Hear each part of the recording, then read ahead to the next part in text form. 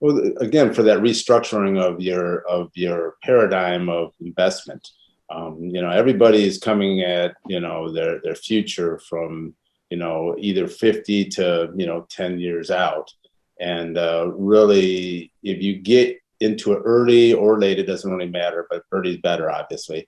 But if you restructure how you're thinking about your retirement, as far as income, what income will be there available for you when you get there.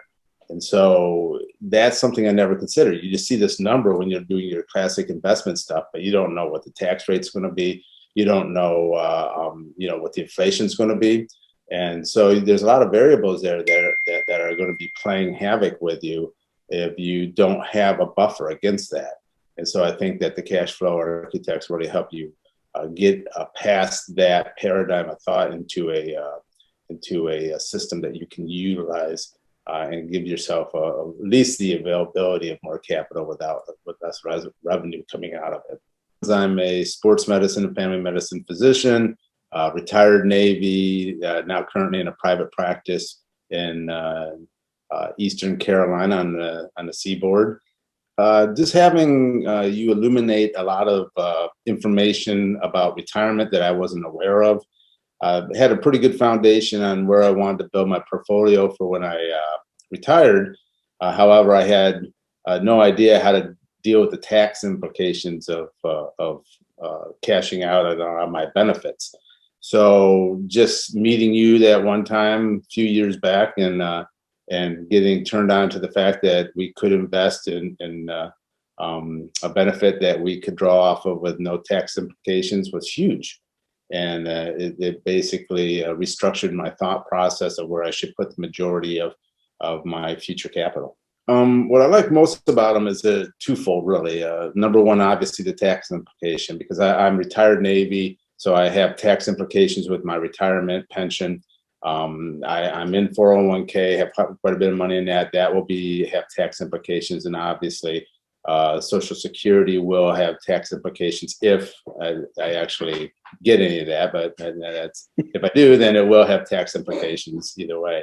So, the strategy to have this benefit of being able to put money into a life insurance policy that, if Lord forbid I were to pass early, then my family's taken care of anyway with the life insurance policy.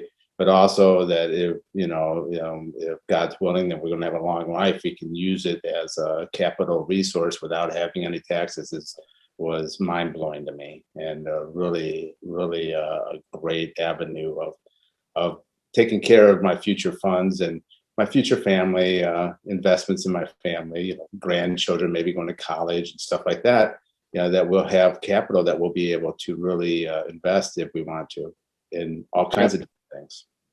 I did take a loan out from my life insurance policy to do a real estate deal that's actually maturing here at the end of the month, and so I'll be putting that loan back in after we sell the house.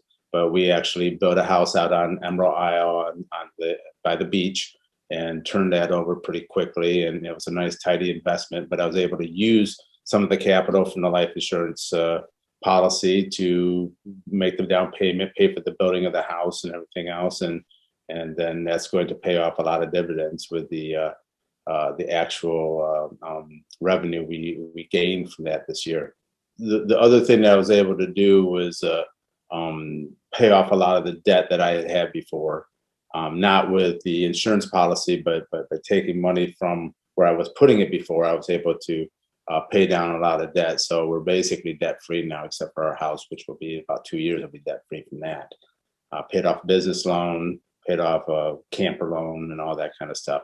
Just getting my mind wrapped around, where to put the money and how to use it, and to decrease the interest that I'm paying out to a bank as opposed to getting paid to myself. Well, good stuff, brother.